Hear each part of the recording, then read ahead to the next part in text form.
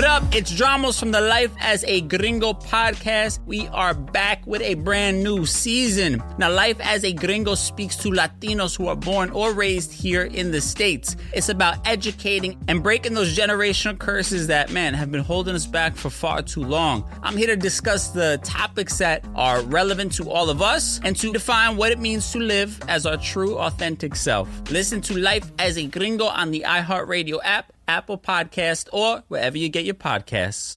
Brought to you by State Farm. Like a good neighbor, State Farm is there. Kick off the football action with BetMGM, the king of sportsbooks. Simply download the app today to make every game and every play mean more than ever. When you wager at BetMGM, you can also earn BetMGM rewards points that can be redeemed for online bonus credits like bonus bets and bet insurance tokens. Planning a trip to Vegas? You can also convert your BetMGM points into MGM rewards points that you can use towards dining, shows, and hotel rooms at over 20 MGM Resorts properties located on the Las Vegas Strip and nationwide. Play, earn, and enjoy with BetMGM rewards. Please gamble responsibly. BetMGM.com for T's and C's. 21 plus to wager, DC only. New and existing customer offer. All promotions are subject to qualification and eligibility requirements. Rewards issued as non-withdrawable bonus bets. Bonus bets expire 7 days from issuance. And again, please gamble responsibly. Gambling problem? Call 1-800-GAMBLER.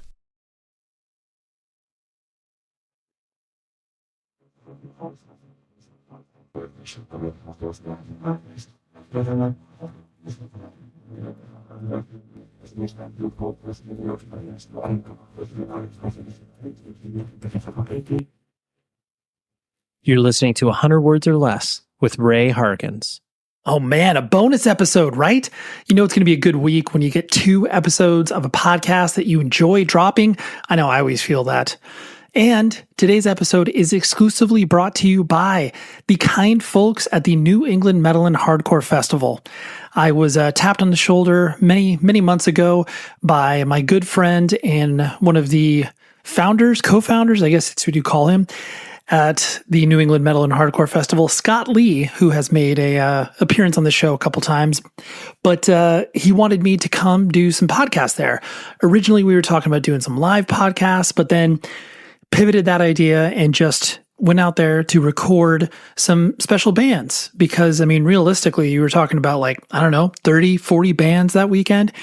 And so I was really excited to do this and have these conversations and then bring them to you because there's something about the energy at music festivals and just being in front of a person having that conversation, it's thrilling for me. And I enjoy doing that. I mean, obviously I record a majority of these not in person, but anytime I'm able to do that, I do. And so this is a prime example of it. But anyways, I have Marcus Bridge from Northlane and Sean, I'm totally going to butcher his last name, and I apologize, Sean, because you were an incredibly nice guy.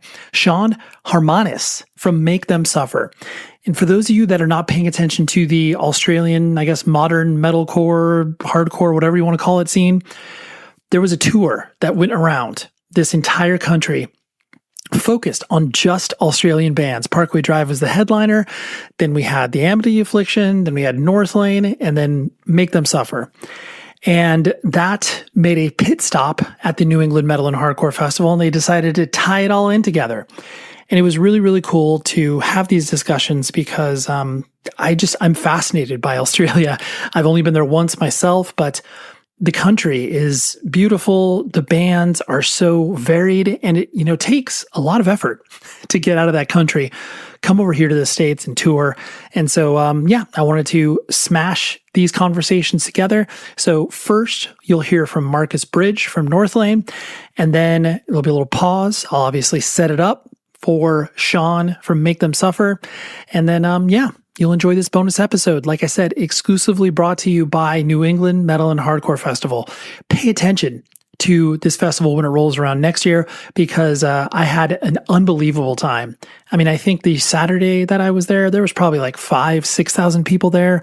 Got to see Lamb of God, Hatebreed, Shadows Fall. Those are some of the headliners. But then I got to see Judiciary, Jesus Piece, 200 Stab Wounds, so many cool bands of all shapes and sizes as long as it's heavy. But anyways, let's talk first to Marcus Bridge, and then, we'll hand it over to Sean from Make Them Suffer. So here we go.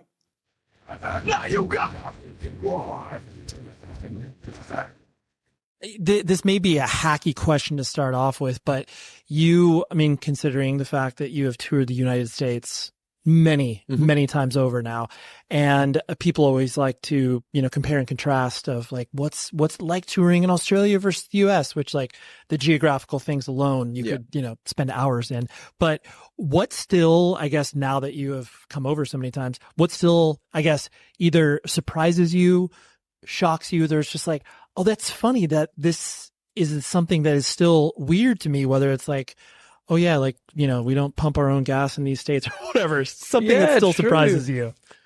That's a good question. I mean, it doesn't have to be something big. I think for me, the most shocking thing is the drastic weather changes. Like that's still pretty boring, but it's like, that's such a shock, and you never quite know what you're in for when you're packing.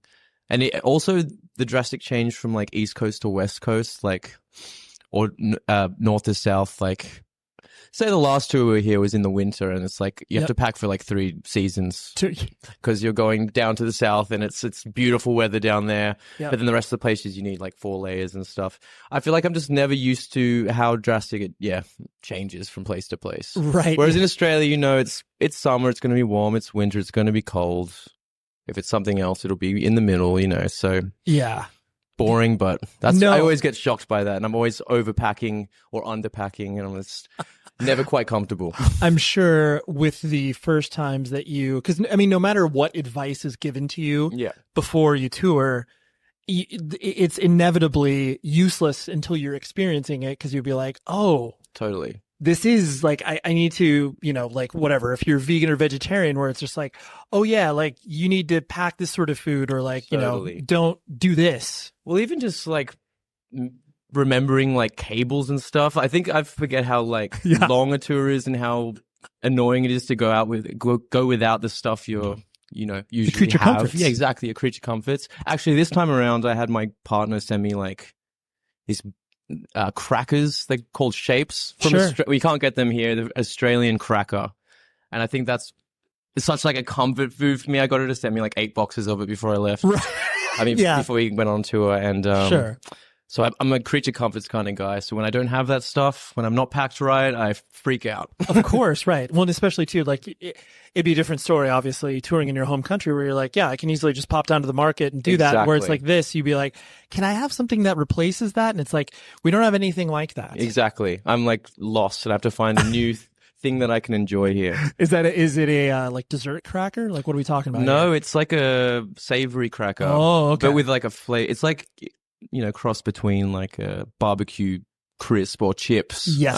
And like a rice cracker or something like that. Okay, sure, yeah. It's very interesting stuff. Yeah. Well, because I'm glad that you can talk about the idea of like the creature comforts, because like it is one of those things where, especially when you spend so much time on the road, like you live in a life of suspended animation, where you're like, you're living and you're experiencing these cool things, but you're not experiencing life. Yes. Like it's happening to you. Totally.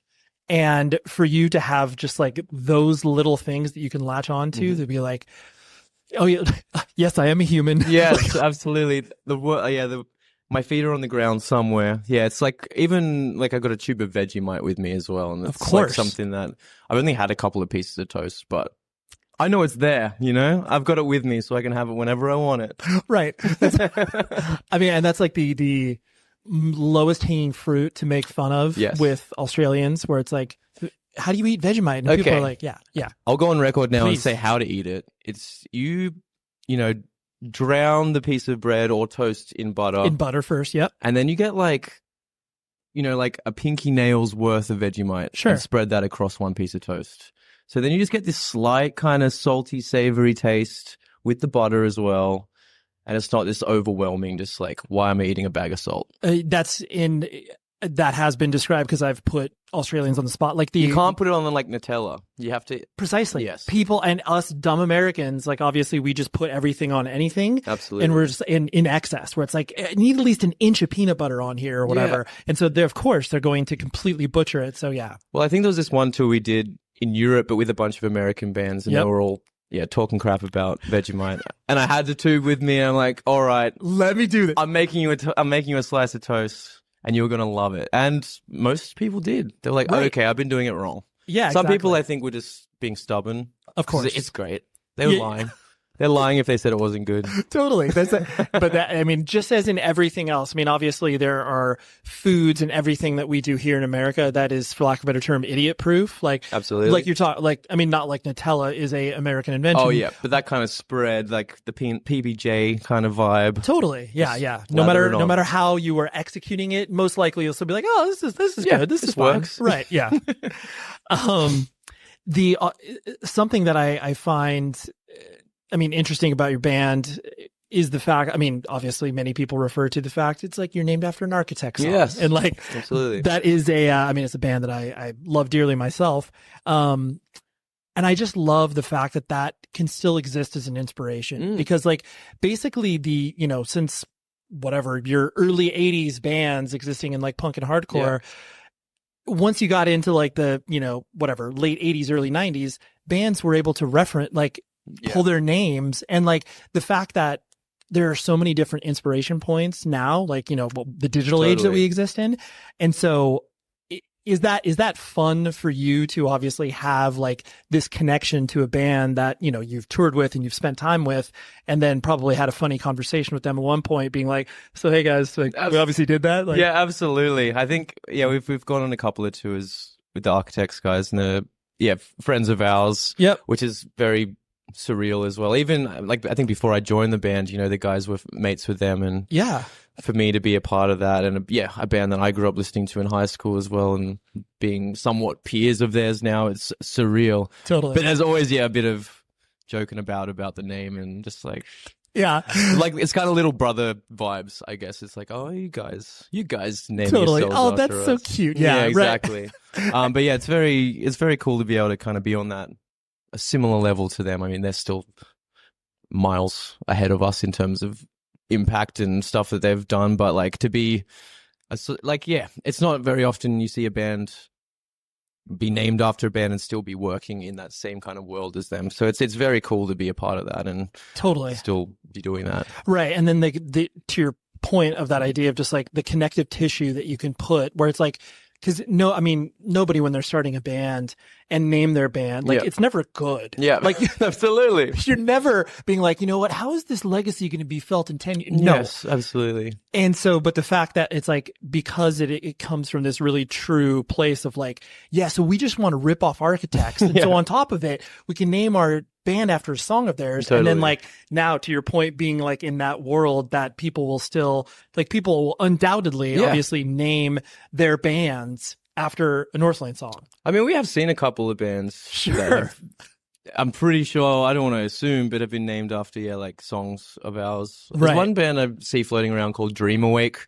Okay. And I feel like that has to be a reference to the song. Yeah. Like whether or not you've heard it. It's which is really cool. I mean, I definitely wouldn't see myself as that kind of same band, but I guess you can't. It's hard to see yourself in that position when you're in it, like being someone that people would want to name their music or the identity of their band after. So it's pretty surreal to me to have any kind of bands who are like talking about naming themselves after us or whatever like that. It's very interesting to me. So I get it.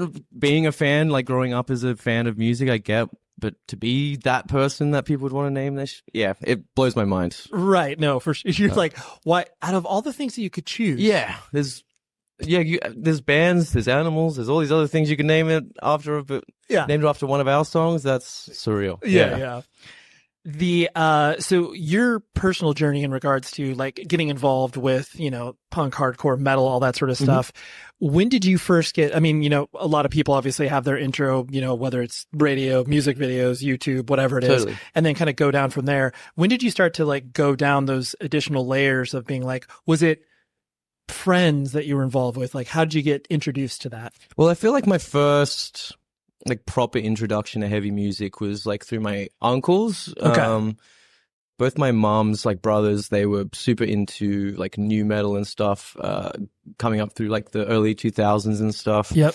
So there'd be times where we'd go over there and like I'd heard of, Korn and Limp Bizkit and stuff before and Slipknot, but I had never really, dived any deeper into that kind of stuff outside of what I might have heard on like a metal night on a music television station, like on MTV, they'd have a Headbangers Ball or whatever. Yep. So outside of that, didn't know anything. And then, my uncles kind of opened me up to more, I don't know, just more outside of the box kind of stuff, which was still quite big, but like Cold Chamber and Seven Dust and just all these other bands. Right, like one layer deeper of exactly. Right. But then from there, like I feel like my first like big shocking revelation of heavy music was literally Parkway Drive. Seeing that on an Australian music channel, and them kind of introducing them as this band from Byron Bay, like just released their first album. Right. And it was like the most extreme kind of stuff I had heard till then that I enjoyed, if that makes sense. Like I guess I was never really into the death metal kind of thing or that really intense kind of stuff.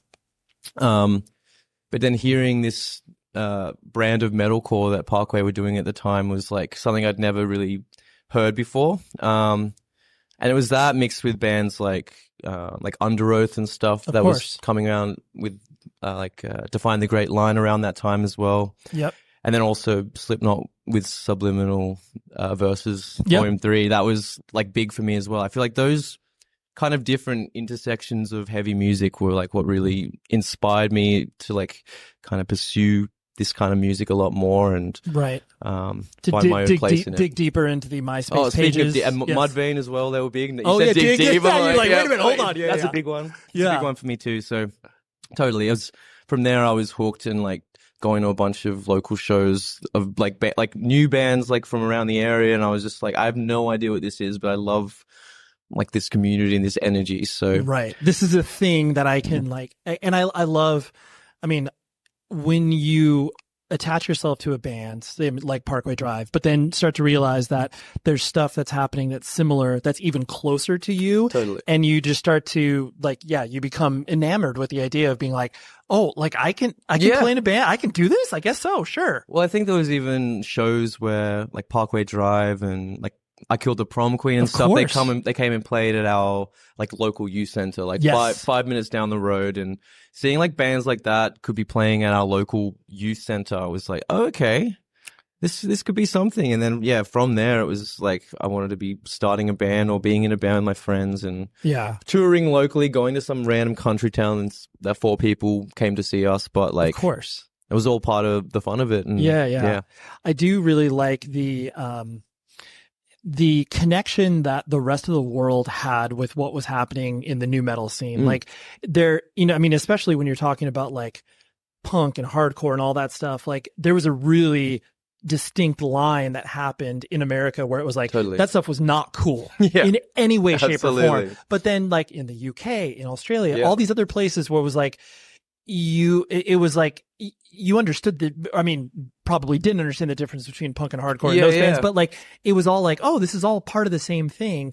And so, but now, and then, now we're looking back and there's just that nostalgia for that sort of stuff. It's so interesting to see how it all ping ponged off of each other. Well, I think for like people my age as well, like I'm just into my 30s now, we were growing up with that stuff at a time where we didn't know anything else and we didn't care what like was true metal or what was like kind of cheesy or whatever. Like we just heard something that sounded fun to our ears and sounded like it had a lot of energy, like and that's all that mattered to us. And I think it's now translating into like bands who grew up around that same time kind of implementing some of those elements into their own music, even ourselves included. I feel like there's little elements of new metal now that it's kind of coming around again. We're like proud to present that to the world now. It's like that's our that's our upbringing, that's our influences. Maybe not the entire thing, but there's bits and pieces. So I think it's really cool that people have been like more able to embrace that kind of sound and see it just as something that's a bit fun and groovy. And absolutely. I think also people take it very seriously now. Not seriously, but like I think a lot of old new metal was like had a bit of silliness to it. Yep. Whereas I think taking those elements but taking them seriously is kind of giving it another element as well. Right. Yeah. Yeah. So it definitely, you hit the nail on the head in regards to the way that it's like the reason I think that it obviously was so pushed against in many circles, especially in the States, where it's just like, dude, this is corny, cheesy, whatever. Yeah. But to your point where it's like, but the music isn't bad. Yeah, like, yeah. Right? You're like, absolutely. So let's focus on the music side. Like, yes, do we need to, break stuff or whatever? Like, we don't need to embrace many of those elements, but the music, like, it's pretty good. Like, let's do that. Of it was cool. Right. Exactly. Totally. The elements of blending like hip hop and electronic music and stuff, it was ahead of its time, really. Yeah. Like, bands are doing it now more than ever, and absolutely. Some are probably embarrassed to say it's new metal's influence, but I mean, it's undeniable. Yeah, totally. Exactly. I was really taken. I mean, I've paid attention to your band for a while, but just like the idea of you putting yourself out there as you have in regards to, the abuse you endured and like your upbringing and everything like that. And while that, there is elements of that you are obviously putting yourself out there to create art, but then also have people probably interact with you being like, I've had similar experiences and that sort of stuff. Absolutely. Did you like when you started to find music, like you said, through your uncles and everything like that, I'm sure an element of the music scene, broadly speaking, was like a relief for you to find a community, or was that okay? Absolutely. I think growing up, particularly when I was like 13, 14, and I guess starting to think for myself a bit more, and look outside of what I guess, my upbringing was, kind of seeing what the world was like.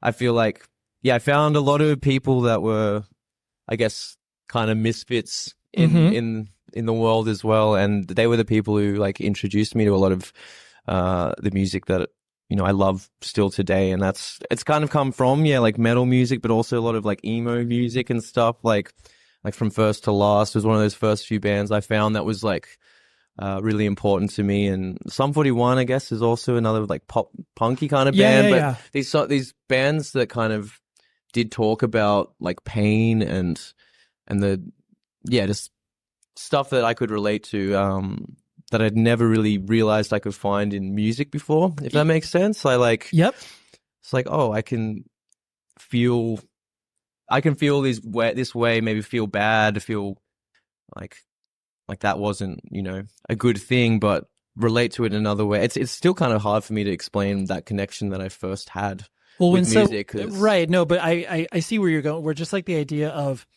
the simple articulation that a band can put forward, and you either identify with it wholly, identify with whatever, you pull value from it. Absolutely. And you're just like, oh, like not only someone else feels the same way I do, went through something similar, but you just, to your point, you're like, oh, that can be talked about musically? Yeah, absolutely. And it's something that I feel as well, even though I knew that was a thing, it was so scary to put yourself out like that, but still watching like bands, and something that really influenced me, actually, a side note, was the Heroin Diaries and by Nikki Sixx and 6am. Of course. I got introduced to that book and the album with it when I was like 16 or 17. And for me, that was like so mind-boggling. Just one, that he was so open about these awful things that he did and went through, and but then was able to also put that into music very like nonchalantly, like kind of just as blunt as it could be. And for me, that's like been something that I've always just kind of thought about and always wanted to bring to my music, or like the words that I sing. But I think it took me up until like Alien to feel really comfortable to do that. But for me, that album and book are such a pivotal thing for me to be able to be like, okay, you can really talk about like the raw side of all of this, and it's not going to be, it's not a bad thing, it's not going to bring up bad memories, it's accepting this stuff that has happened and showing that there is a side, there's a way out of it. Like even with him, like I'm sure through the crazy shit Nikki Sixx went through his life, he would not.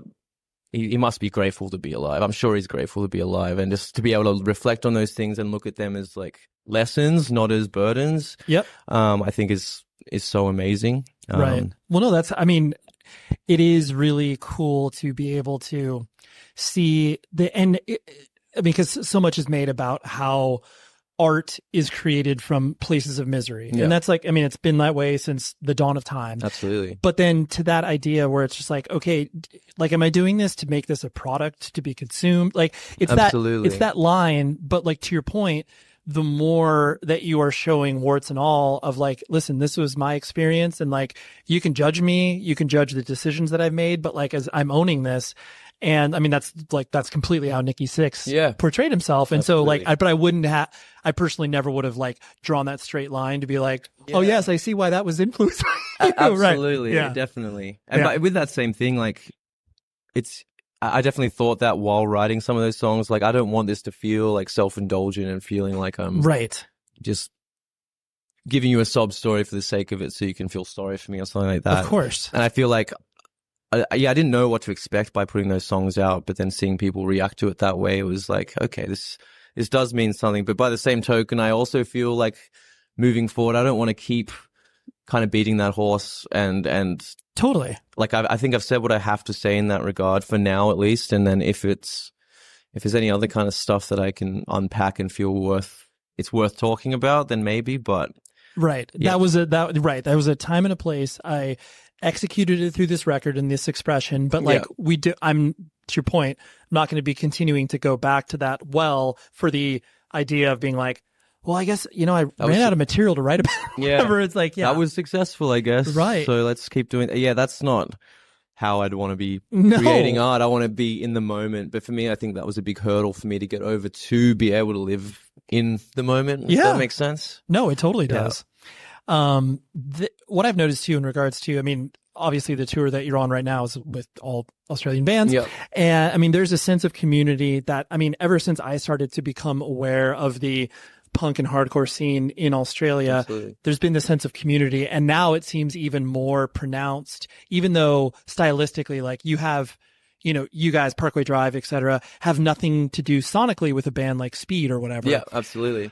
But there's this really interesting uplift that I've seen just anecdotally where it's like, you guys always gas each other up. Absolutely. And I think that, I mean, there is a certain extent with that in America and other places, but Australia, I've just always, and this could be me just blowing smoke up your butt in general, but I just think that you guys as a community, because you're just like, yo, if you are coming from Australia, it is so hard to get out of our country geographically. 100%. So do you actually do feel that, for lack of a better term, camaraderie or community? Definitely. Well, I think there's that.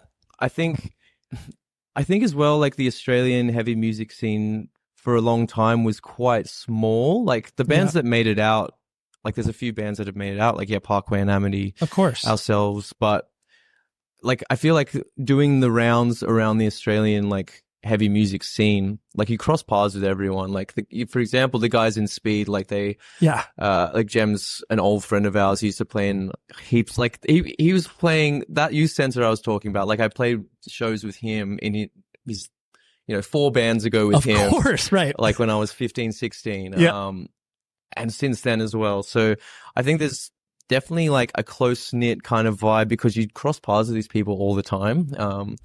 But then when it comes to bands like Parkway, like, I think they're such an inspiration for so many Australian bands, not only as like performers and songwriters, but like the vibes that they put out. There's always, like, the first tour I did with Northlane was with Parkway in Europe. And I was terrified, but just the energy they put out to us to kind of make us feel comfortable. And I think particularly Winston, to me, like, I was so terrified, and I'm sure you could tell, but just like having a small chat over dinner, being like, you guys, doing a great job, man. It was like, for me, there's just so much support for bands who are trying their hardest to, do what they love. Whether they're the big bands or whether they're small bands, everyone just wants everyone to do the best they can do. And that comes from, either being friends with these people or not knowing them at all, but just knowing how hard it is to do this stuff. So yeah, I think we're all very appreciative of all these bands kind of pushing heavy music forward for Australia. There's so many awesome new bands like Speed and stuff that are coming out, and I think it's just so good to continue pushing that and showing what Australia has to offer. And it feels, and there's always that weird sense of, especially, I mean, once you talk about livelihood and, business implications, and you can't help but let competition and competitiveness creep in some capacity, whether or not it's conscious or unconscious. Totally. But at that same time, where it's just like, you don't let that overtake you to where it would be like, oh, we can't do this because like we don't want to give this band a leg up. And it's like, it's never felt like that in all the years of Australian bands. Absolutely. Like, and which is cool to see, because there you could, especially too, where it's like, if you did that, you could potentially, like set the quote unquote scene back. Yeah. And you're like, wait, we did this just because like we wanted this tour or whatever. Absolutely. So short-sighted. Well, that's the thing I love about the Australian music scene, is that it does feel very community-based. Yeah. Like we're all in it together. We're not trying to, either we all get out or none of us do, really. Right. it's true. We're stuck on the island or we're not. Yeah. Right, exactly. Which, would be fine. We can play some shows there, but like if, 5 shows a year. Yeah. We'll survive. Yeah. It'll be good. Exactly. We can't, we obviously fly in between all the shows. Like, that's how it works in Australia. You do it in 2 weeks and you're done for 6 months. Yeah. Totally. You're Maybe like, go cool. regional, but probably not. Yeah, no, that would be very difficult. Yeah.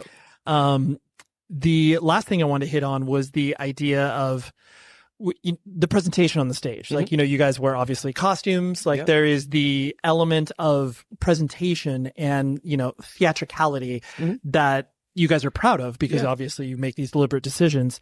And is that one of those things where it's just like, it's obviously exciting for you to experiment that way, and it's like an expression of yourselves? Like, we don't want to look like, the slob that you look like right now. I'm just kidding. Just joking. But just like that idea where it's like, okay, we want to set ourselves apart in a lot of different respects, not only musically, but then also visually as well. Absolutely. But I'm sure also people like make fun of you. Like, I mean, people talk about the masks, particularly after the pandemic. People like who haven't been on board for that long, like, what the fuck are they wearing masks for? Totally. Oh yeah, they're not happy about it. But sure. Yeah, in the end, for me, like I feel like it's probably the same for John and Nick, or for all of us. But I mean, like, for me, it's like putting on a costume, like you said, and it's like you can get into a character. Yep. And I mean, I'm a big old comic book nerd as well. So if I'm like imagining myself as like a superhero. Yeah. Then I'm like gonna be having a lot more fun. I'm gonna be like probably a lot more confident on stage. Like I'm a pretty, I'm an introverted dude, and I kind of keep to myself for the most part. So I kind of transform when I'm on stage, and kind of that's where all my energy goes. Like I'm not a super out there person off the stage, but when I'm up there, I want to be giving it everything I've got. So that for some reason helps me get into a character, gets me into this headspace where I'm just like, okay, I can do this. I'm a singer in a band, and I can kind of I'll lead us to victory or some kind of crap like that. Right. I get you can gear yourself up. Right. I get mad white line fever for being on stage. Like I'm a different person once I'm up there. So, I think for us, we don't really care what people think, because also then a lot of the time we see a couple of years later, a lot of people doing the same thing that maybe not influenced by us, but they've found their own way to that. Of course. And it's like, I mean, for us, we just want to be ourselves, enjoy doing what we're doing, and not feeling like we can't do whatever we want to do. So whatever we're wearing, like, and even that, we're not the most extreme band out there in terms of what we wear, but like it feels right to us and makes us feel comfortable and sets us apart somewhat from other bands by just having our own kind of united image. So I mean, for us, we're just happy doing what we're doing. Yeah. Which I think is, and to that point, I think it's one of the, there's always an intentionality when someone does that, but like when it, jumps the shark of when it feels like it's like you're just a cliche where it's just like, oh, you're doing this, and like people take your music less seriously because of like, if you were just, whatever, being like, oh, we're dressing up like a 80s hair metal band or whatever, like then it detracts to the point, especially if that doesn't thematically go with what you're saying of just the idea of it helps you embody something that is inside of you that is not natural in any capacity. Totally. Screaming in the microphone is not real. No, siree. I'm not at home practicing screaming very often, to be honest. I'm at home. I scream on stage, and that's about it. Like, right. It's not a natural. I'll sing at home, but not. Yeah, screaming is not something I bring myself to do by choice very often. Right. That would be a weird vibe if you're just sitting there. I'm going to stare at myself in the mirror and yell. You know what? I'm feeling my voice today. I'm going to scream for an hour. That feels good. No, totally. But I do like that idea of you being able to do something that not only makes you feel more comfortable, but then just the idea that there's a unifying force. It's not just like 5 human beings getting on stage all looking like there's no thought put into it. You guys are just like, we're showing you even more that we're taking this very seriously. Yeah. Well, I think as well, like it helps reflect the music as well. Like I think our music has gotten a lot more like dark and electronic, and kind of has some kind of like futuristic element to it. And if we were still, in like white t-shirts and board shorts or something like that. Same with Parkway. Like they had the image of, being, the guys from Byron, the surfy guys, but if they were still kind of doing that with this, like that kind of stage show with the music they have now, it wouldn't make as much sense. They wouldn't be making the impact they are, because it's kind of niche to be like, even if they were going on their own, the surfy kind of thing, which was really cool for such a long action sports hardcore. That's exactly. Like this just sets them apart so much more, and it's taking them another level. And of course, another way, Parkway is bloody inspirational as well. Just knowing what they're doing in that way. But I think it's important to kind of reflect your music as well as who you are as a person. No, absolutely. Well, Marcus, I very much appreciate you hanging out with me. Thank you pleasure. For this. Thank you. All right. Shout out to Marcus from Northlane for doing this. And I always appreciate fitting into, a busy schedule, like when you're on tour and you're getting pulled in a lot of different directions. And so I always appreciate when people not only show up on time, but like do it and are excited to do it. It was very, very cool to get to know Marcus a little bit. So let's dive into the conversation with Sean from Make Them Suffer. Obviously, Make Them Suffer has existed long enough for you guys to now watch the style that you started playing but don't necessarily play anymore kind of come back in vogue. Like, And I'm sure that's really interesting for you, where it's just like, okay, we started as like, just whatever, children playing deathcore. Sure, yeah. And then now you're obviously a different version of that. Yeah. But now that you're watching a different generation come up and play, like, is that just weird for you to watch? Well, it's so, the modern like deathcore, I think, is just so different, like in terms of the aspects of the songs and the genre that I think are appealing to the modern deathcore audience, and not really what hooked you guys in to begin with. You know what I mean? And I think like older deathcore was probably less far removed from, death metal and tech death, and there was a massive crossover in listener base between bands like Black Dahlia Murder and the era of deathcore that we were sort of a part of. Of course. And then from that, like everyone liked Dahlia, and then they all went and checked out, your Behemoth and Decapitated, etc. So I think, but I think the modern deathcore to me is it's like, it has to like be so attention grabbing. You know what I mean? It's just got, it's got like moments, as opposed to, I feel like there's priority over creating like moments that make the listener go, oh shit. Yeah, what's that? Yeah. Whereas I think that, the older style of deathcore was like kind of just, you'd headbang your way through a full song, and if there was a breakdown, that's also awesome. You know what I mean? Right. I like both forms of it. To be honest, I don't listen to a lot of, like, we're more like metalcore leaning these days. Course. I actually don't really listen to a whole lot of metalcore. Yep. If I had to choose between listening to like deathcore or metalcore, I would probably actually choose deathcore. Sure. And I love bands like Spite and stuff like that have more of a or even like Knocked Loose. Like I'm not sure what what they would fall under, sort of thing. Right. I like ones that have a bit more of a hardcore edge to them. Of course, something like that. Just the energy that bands like that seem to bring, which I think translates really well for like a live show sort of thing. But I find myself listening to a lot of like tech death and stuff recently. So does it make it? Because the reason I bring it up is just like your band. While I mean, obviously, been around for whatever. 7, 8 years now, roughly speaking, or maybe a little bit longer. Oh, we've been around for ages, bro. We've been around for 15 years. So that which is insane. Right. I guess that's true because like it was 2007, 2008, right? Like roughly when you guys... So we started in October of 2008. Right. So I haven't actually done the exact maths, but yeah, first show was in October of 2008. So right. So that's true. I was giving you short shrift, but the idea that it's like, the reason I bring that up, or that idea up, is like, does that make you feel old where you're just like, oh man, like the genre that we played when we were kids, now that we are older, like now has a renaissance and people are paying attention to it. I think it's kind of cool to have seen the whole thing unfold and evolve. It's been really awesome to sit back and like we've been a band for so long, and it's just we've never had like this big hype moment and just like blown up. It's just been slow and steady, just incremental growth basically. And I'm quite happy with that. We've been like leapfrogged by like so many bands, and it's created, I think, for us a really like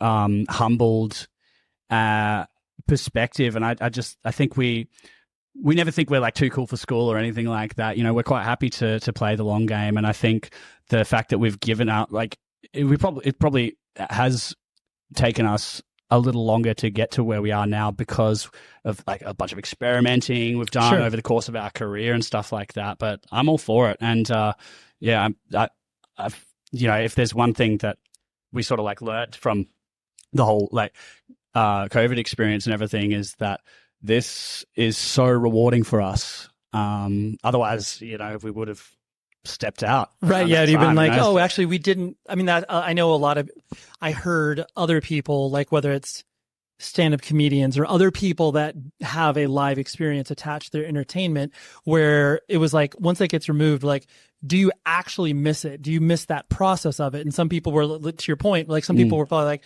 oh no, like this is fine. I don't need this. Whereas other, bands or entertainers are like, no, I need this. I didn't realize I needed it. And we sort of, by the end of that period of time, I had literally like almost forgotten that I was in a band. I was just like living such a normal life and with 9 to 5 and all that sort of stuff.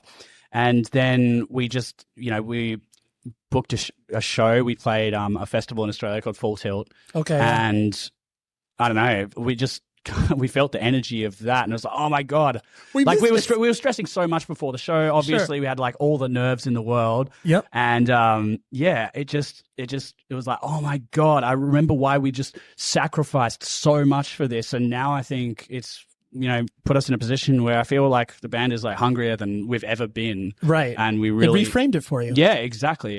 And made us appreciate what we have and what we've built. Right. So. Well, and that. Because obviously, I mean, being in a band, as obviously there are many exciting moments, there are many triumphs, but then if you do step into the sort of routine nature of it, where it's just like, you feel like, it's like, okay, here's another tour. It's exciting, but like, it is another tour. And then, it just becomes, it becomes the thing that you, as a kid, never intended it for it to be, which is like routine and not exciting. Yeah. Well, but routine's not bad. I mean, human beings like need routine. Yeah, it's been multiple signs. Yeah, exactly. It's healthy to have routine, right? And so if you can turn something that just started as like a passion project or a hobby, and that turns into your routine, I mean, that's what people obviously say is the end goal for a lot of things. But I think it's taken us like maybe longer than some bands to come to that realization that this is like a job for us now, and we want to treat every show very professionally and the way we act on tour and the way we go into an album recording process and stuff like that. And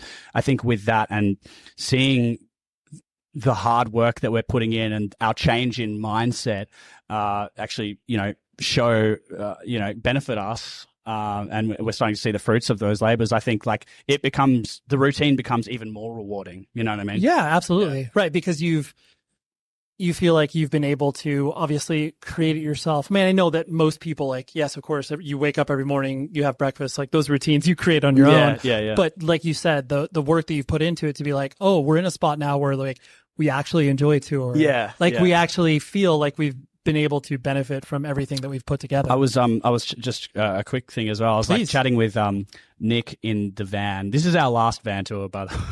by the way, we can actually afford a bandwagon now, but that's I think good. We've been playing it as safe as possible. But of course, this is a van tour, and we're quite happy with that. We've got a system where we take out the back rows of seats, and of course, you know how to lay it out. Yeah, we're seasoned veterans by this point. Yep. But anyway, I actually went through and like wrote down all the tours we've done, counted them with Nick, and I don't actually have a very accurate number, but I know we've done at least over 35 tours. Okay. Which is like insane I mean, that's been in a 10-year period. 2 years of that was COVID, so like it's kind of, you know, within 8 years, done 35 tours, which is just insane to think about. It's a lot. Yeah. And you clearly have spent, I mean, I know most bands, like when you get to that full-time touring experience, you're spending more time with them than you are with anybody else you care about in your life. Yeah, that's right. Yeah, the band is, we're a family. You know, it's a really good energy in the band at the moment. And Nick and I have had our,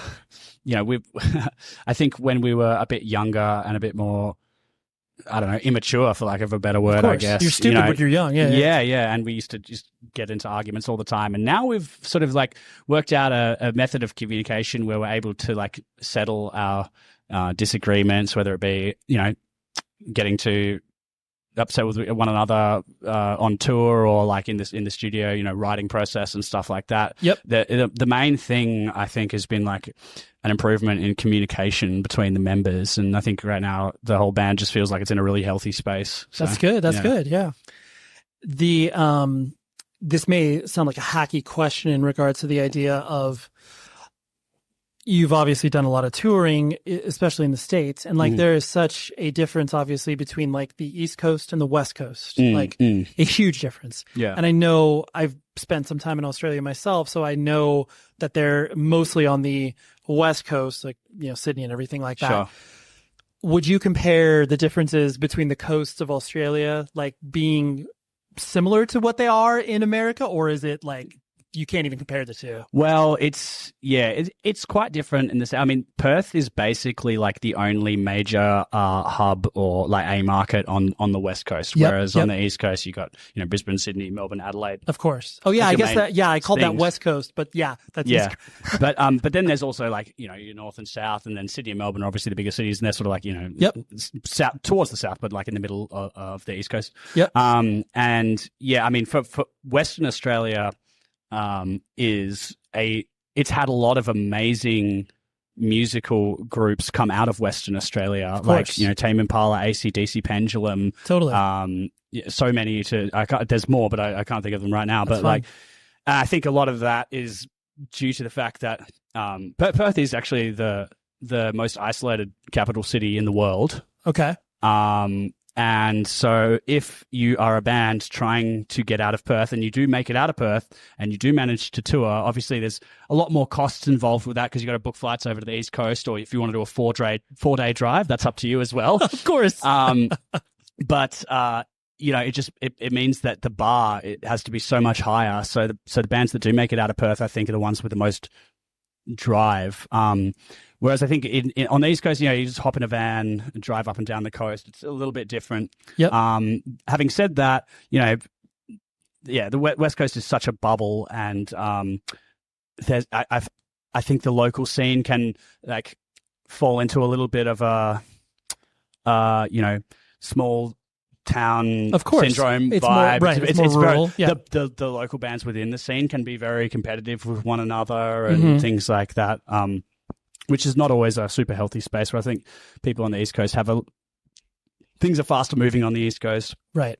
People are a little bit more in tune with like what's current, and there are positives and negatives to both. But of course, it's to compare that to the States is it's polarizingly different because you can't. Yeah. And that's true, because I mean, most people, especially your generic American experience of Australia, most people have no concept of not only where things are located, but just like you said, how like, oh yeah, if you can drive across the entire country in 4 days, but like you're not playing show, like whereas like you would play you play shows across America or whatever. So it's like a whole different ball game. It might be more similar to like a similar comparison might be like, you know, Perth is kind of like the south of Florida or something like that. Right. And then the East Coast is kind of like everywhere else. You're like, yeah, you want to go from like the absolute tip bottom of Florida. Yeah. Like that's what we're comparing the two. Yeah.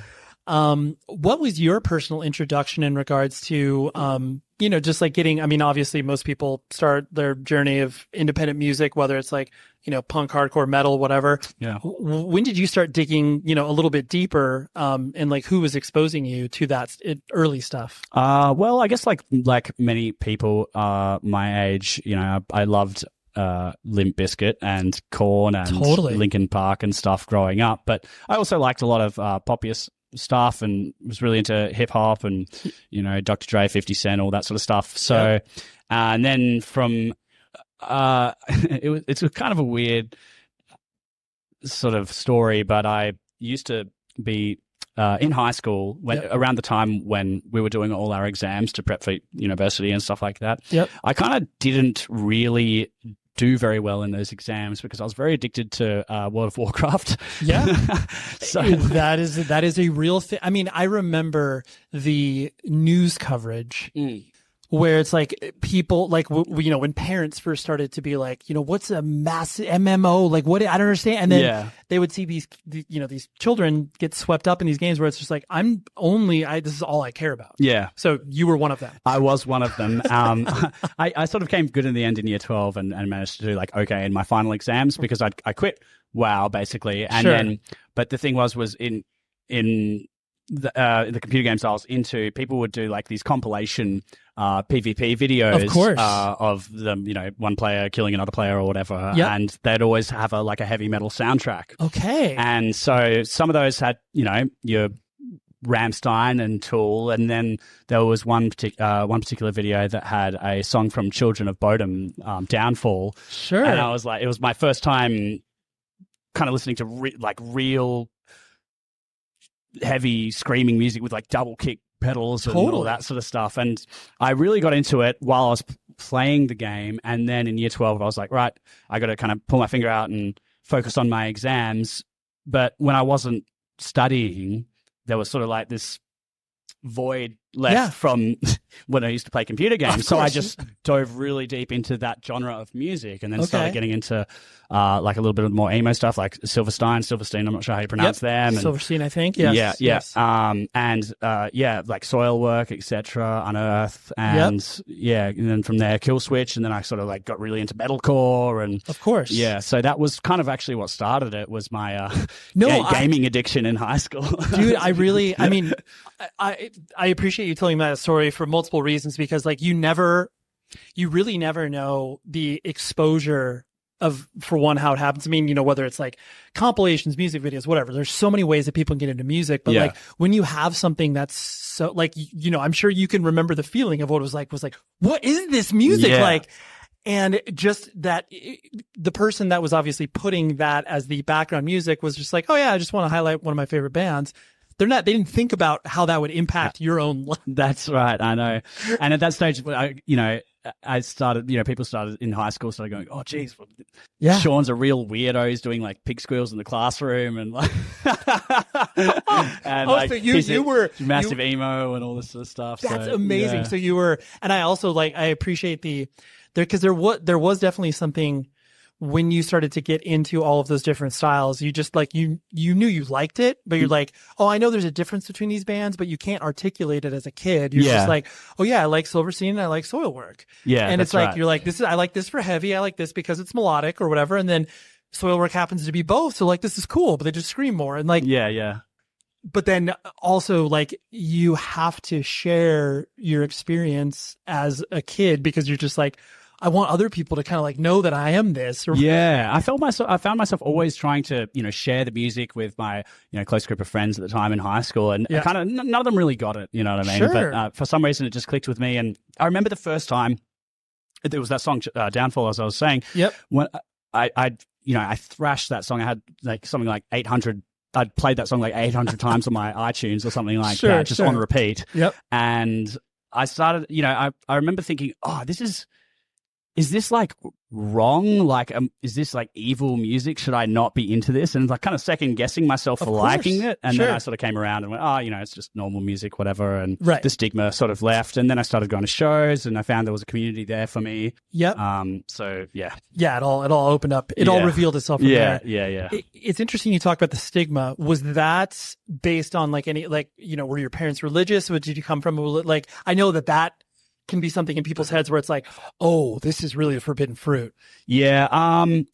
Not really. It was just more like, this is not what my friends listen to. So. It was just, I mean, it was so foreign to my parents, I guess you could say. Absolutely. The idea, I don't think they had any idea that music that heavy even existed, Sure. So, well, you're stacking that on top of World of Warcraft, where they're just like, dude, what is my kid getting into? Yeah, like, I know. He's listening to this weird music. He's playing this video game for 8 hours a day. Like, what's happening? Yeah. It must have been just so foreign to them. I don't think they quite got it. But sure. Yeah. It was definitely, at least amongst my group of friends that I'd made. We initially became friends and sort of connected over, a love of, rap basically and hip hop sort of thing. And then as I started to drift away from that, I just don't think they kind of got it. They were a like, couple of my friends got into like graffiti and things like that, and like hip hop culture and all that sort of stuff. And it was just totally You're like, I like the music, but that's like where it ends for me. Yeah, I'm not going down this rabbit hole. I'm going down this rabbit hole. Yeah, pretty much. And did you have the desire, like once you started to go to shows and stuff like that? Was it immediately like, yo, I got to play in a band right away? Or did you have to work your way up to that? Yeah, I think I remember, my first goal with it was basically like I went and saw a local band play at our local venue, YMCA HQ in Leederville, Western Australia, which is quite a famous and iconic venue. Actually, Parkway Drive filmed one of their first like professional music videos there, which was for Smoke 'Em If You Got 'Em, and it's just performing on that stage, and it's a famous stage with a bunch of gig posters like all up the wall. And so anyway, I saw a local band there and just thought it was, I immediately saw that I want to do that.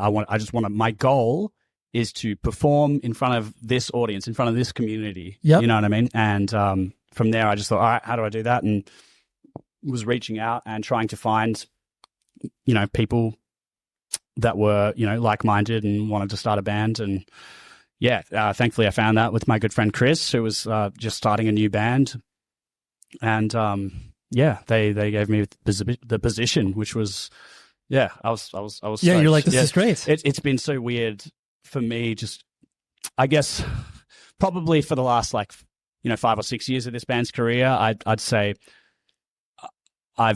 my goals, my end game goals with it haven't really changed. But for the first, 8 or 10 years or whatever, like I think that the goalposts were always just moving, and I just kept going, this is like a long running joke. Like how long is this going to go for? Totally. Sort of thing. And it was like, it was just to play at HQ, and then it was to, play over East, and it was to tour, and then it was, tour internationally, and, just kept, we've ticked every one so far. So right. Yeah. I also really, the Australian scene has always been fascinating to me too, because of the youth centers that exist. That is such an important part. And of course, America has some versions of that, whether it's we call them VFW halls and kids throwing shows at local places or whatever.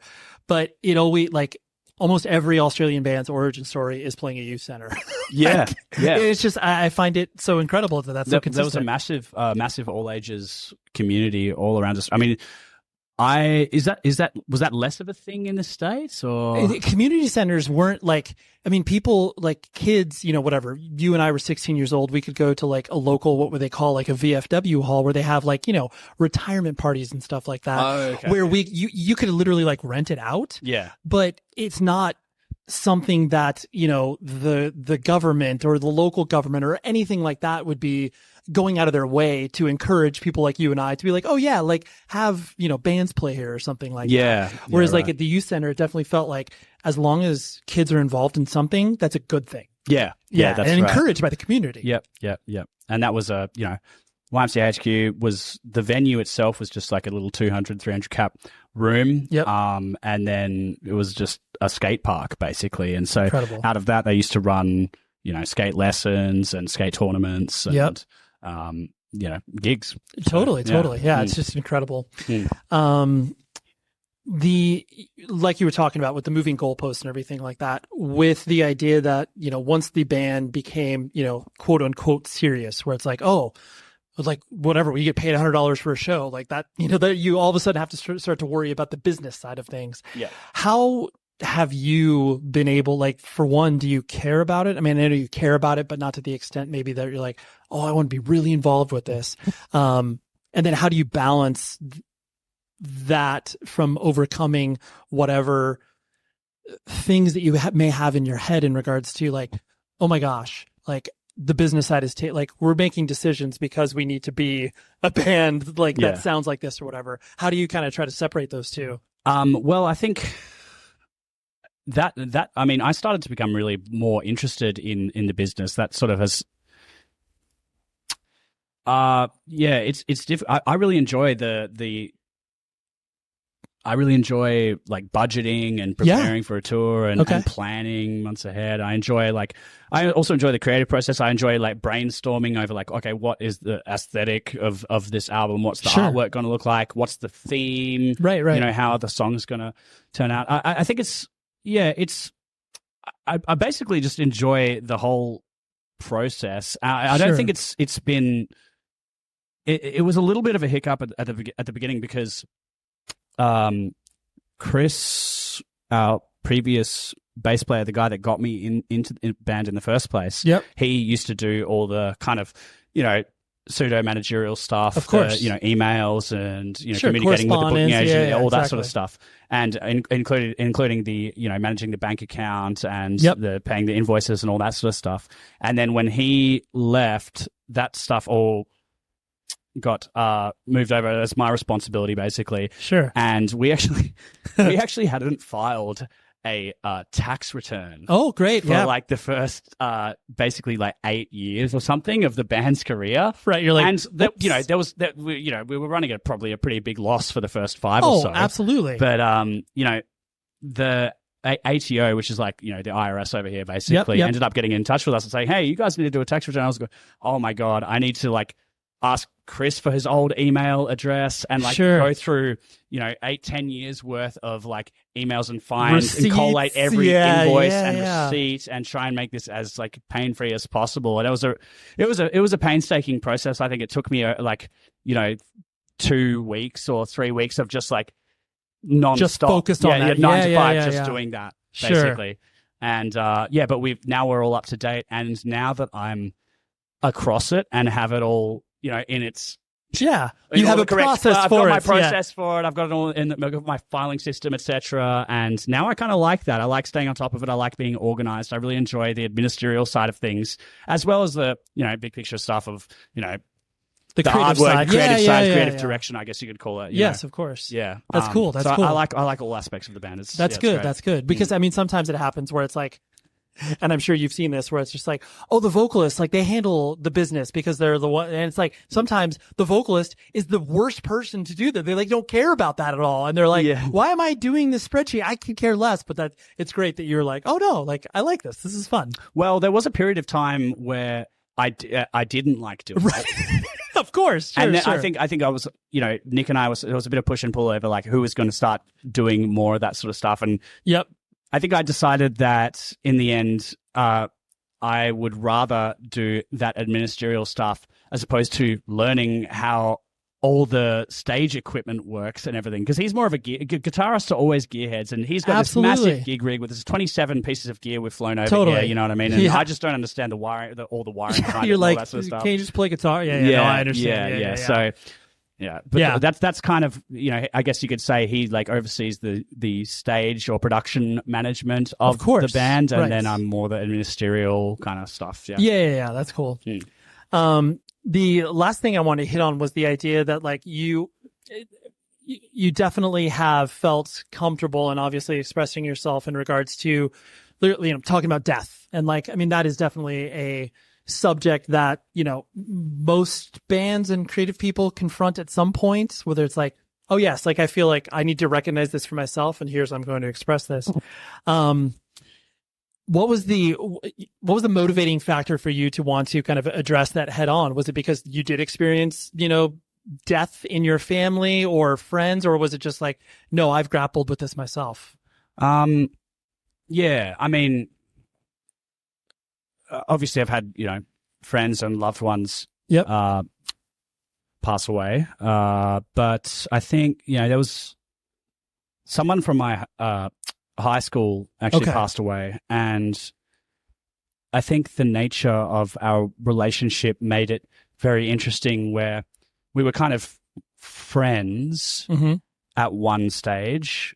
And then, I mean, I changed, and became a little more reserved or whatever. But like, he sort of like became a bit of a bully, I guess you could say, and sort of ended up giving me a really hard time. Okay. And then, a couple of times, like tried to fight me and all this sort of stuff. And so, and then, I kind of didn't hear from him for a while. And then he very sadly passed away, took his own life. And that was, I still obviously, felt terrible for his family and was very sad about it, but there was like some conflicting emotions about like where we stood as friends, as people around the time of this passing, you know what I mean? And so from that, I think for the how to survive a funeral, I think it sort of stirred up a bunch of questions, and I started kind of like philosophizing about I guess like my attitude towards death and towards relationships, and I don't know. It just I don't really know where I stand on the whole thing, but it just kind of like it stirred up a lot of emotions and got me thinking a lot about it. So, well, that the reason why I was so pointed with that question is because like usually it is whether you experience something or whether it is you just start to, like you said, philosophize, where you're just like, oh yeah, like I'm old enough now to have like seen like whether it's, someone older, someone younger, whatever, like you just start to confront this. And then it's about how you obviously express that, and you have the vehicle of your band to do that. So I think that one thing that I've learned, and not just that particular scenario, but like just over the course of this band, is that I think like a lot of bands, when you first kind of start out, you might be like jealous of another band's success, or might have, bad feelings towards the competitive nature. A competitive nature.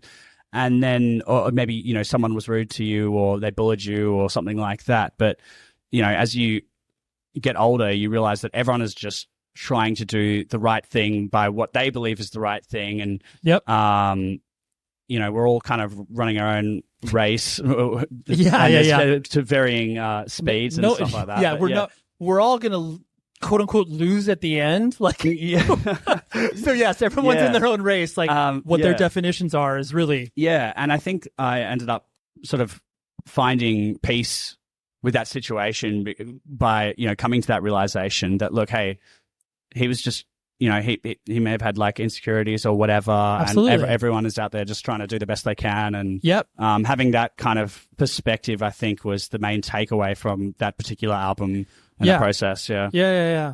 Well, I appreciate you sharing that. Yeah, no worries. Well, thank you for hanging out. No worries. I realize it's loud and distracting at sometimes, but that's all good. That's all good. You did great. You did great. Cool.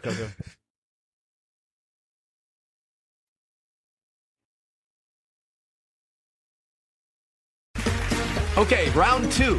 Name something that's not boring. A laundry? Ooh, a book club. Computer solitaire, huh? Ah, sorry, we were looking for Chumba Casino. That's right, ChumbaCasino.com has over 100 casino-style games. Join today and play for free for your chance to redeem some serious prizes. ChumbaCasino.com. No purchase necessary. Void where prohibited by law. 18+ terms and conditions apply. See website for details. Your career is your most valuable asset. Imagine powering it with the unvarnished advice of the most successful chief executives in the world. I'm Mike Steib, a 3-time CEO, Fortune 500 board leader, and author of the top-selling career guide, The Career Manifesto. On my new show, Office Hours, I sit down with the leaders shaping our world to help you be the CEO of your own career. Listen to Office Hours with Mike Steib on the iHeartRadio app, Apple Podcasts, or wherever you get your podcasts. Okay, Katie, quick, rapid fire. What do you think about when you think about Black stories? Toni Morrison. Long novels. Zines. Very complex stories. Movie night with popcorn. Lineage and history. BET Awards. Hood motifs. Unreliable narrators. So it's hard to condense a narrative that's so big into such a small space. But that's why we have the podcast. I'm Katie. And I'm Eves. And on Theme, we tell stories about Black stories. Listen to On Theme on the iHeartRadio app, Apple Podcasts, or wherever